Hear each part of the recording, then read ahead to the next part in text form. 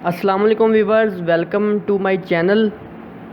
Viewers, आज की इस वीडियो में मैं आपको सिखाऊंगा कि आप पीच ट्री के अंदर परचेज़ ऑर्डर कैसे रिकॉर्ड करेंगे।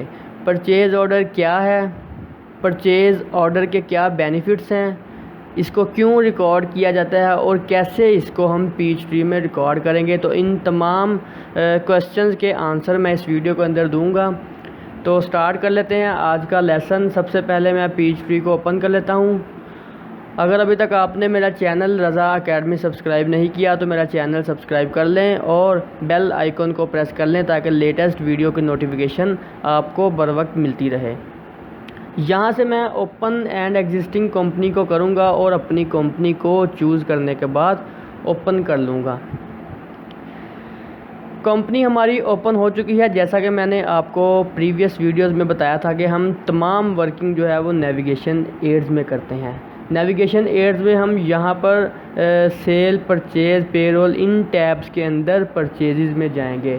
तो हमने लास्ट वीडियोस में जो देखा था वो वेंडर्स को कैसे ऐड किया जाएगा, पेमेंट्स कैसे करेंगे, इन्वेंट्री को कैसे परचेज़ करेंगे। तो आज हमने देखना है परचेज़ ऑर्डर्स को।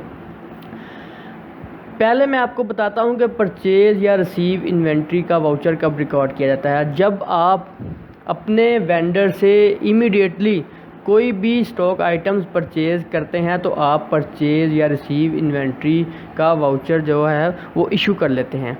लेकिन अगर आपने फ्यूचर में कोई परचेज़ करनी है, फॉर एग्ज़ाम्पल से आपके पास किसी भी स्टॉक आइटम्स की जो यहाँ पर क्वांटिटी है वो कम हो रही है, तो आपकी प्रेडिक्शन है कि आपको 2-3 दिन के अंदर जो है वो स्टॉक आइटम चाहिए, तो आप क्या करेंगे, अपने वेंडर को एक परचेज़ ऑर्डर इशू कर देंगे कि हमें ये वाली आइटम्स 2 दिन के अंदर चाहिए।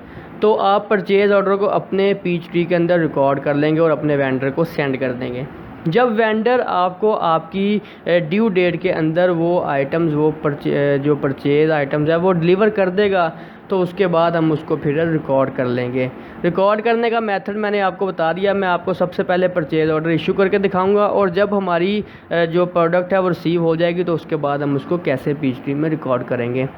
मैं यहाँ पर परचेज़ ऑर्डर को क्लिक करूँगा। परचेज़ ऑर्डर को क्लिक करने के बाद आपके पास एक वाउचर नज़र आएगा। इसको अब हम फिल करते हैं। फिल करना बहुत ही इजी है। सबसे पहले हम यहाँ पर वेंडर को सिलेक्ट करेंगे, जिस वेंडर से हम जो है वो जिसको हम परचेज़ ऑर्डर देने जा रहे हैं। वेंडर को मैंने यहाँ पर सिलेक्ट किया।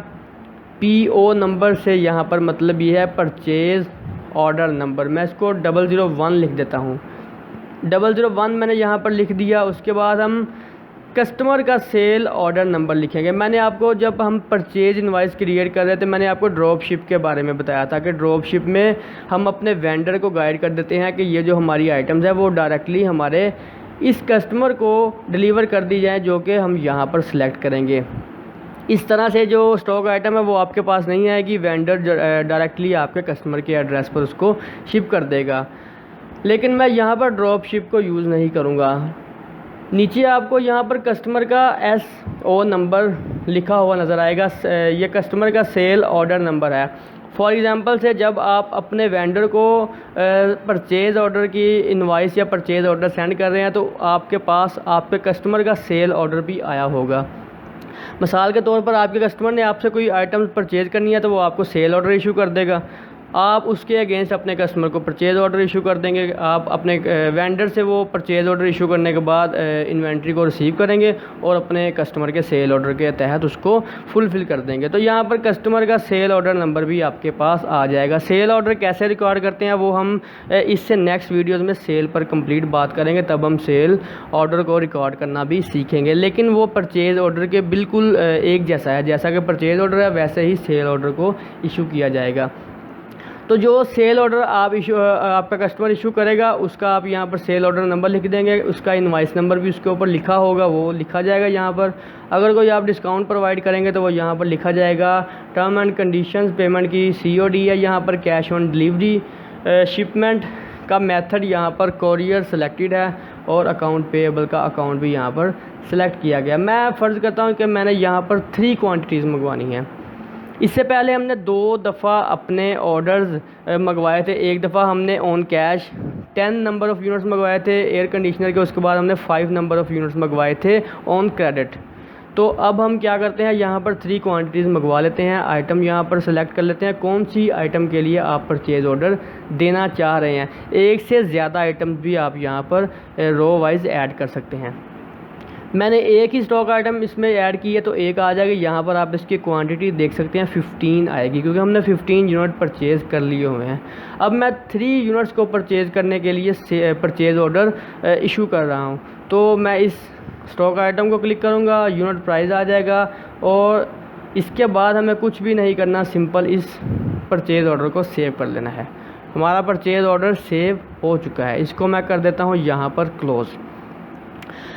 अब एक चीज़ मैं आपको यहाँ पर बताना भूल गया, मैं परचेज़ ऑर्डर को दोबारा ओपन कर लेता हूँ। यहाँ पर 2 किस्म की डेट्स दी गई हैं। पहली डेट वो है जिस दिन आप परचेज़ ऑर्डर इशू कर रहे हैं और दूसरी डेट वो है जिस दिन आप अपनी गुड्स को मंगवाना चाहते हैं। दोनों डेट्स को आप यहाँ पर कंफर्म और बिल्कुल एक्यूरेट सेलेक्ट कर लेंगे।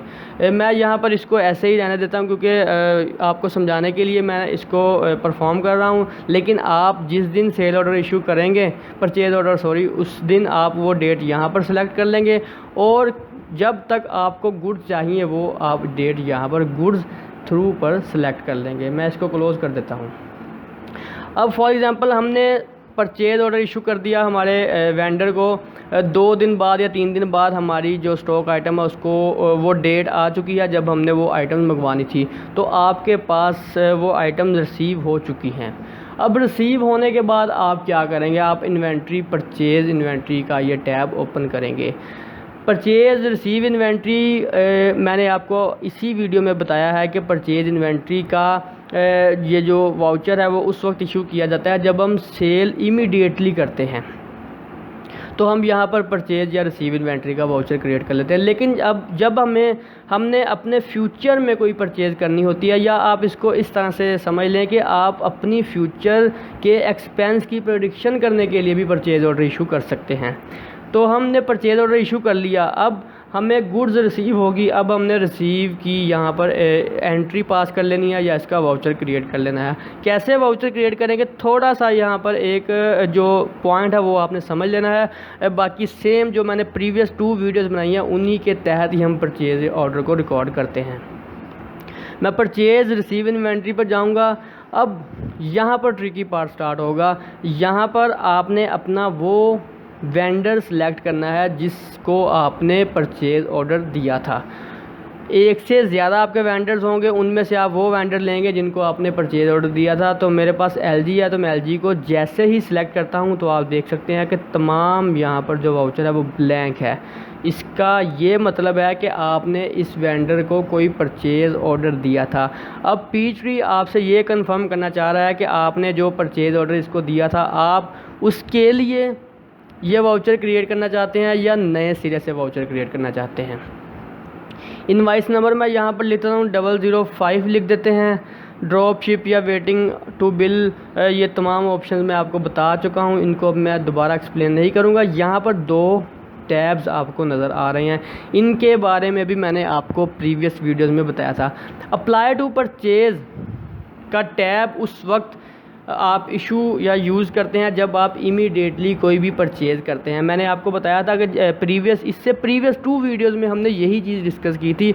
जब हम कोई भी परचेज़ या रिसीव इन्वेंट्री करते हैं तो हमें Peachtree directly apply to purchase के टैब में लेकर आता है। लेकिन अगर सेलेक्टेड वेंडर को कोई भी आपने परचेज़ ऑर्डर दिया होगा तो आपको डायरेक्टली इस टैब के अंदर लेके आएगा। यानी कि इसका ये मतलब है कि आपने इस वेंडर को कोई परचेज़ ऑर्डर दिया था, आप उस परचेज़ ऑर्डर के अगेंस्ट ये इनवाइस क्रिएट करना चाहते हैं या उसी वेंडर को नए सिरे से जो है वो परचेज़ इन्वेंट्री करना चाहते हैं। तो हमने क्योंकि परचेज़ ऑर्डर दिया था, हम उसी परचेज़ ऑर्डर को फुलफ़िल करते हैं।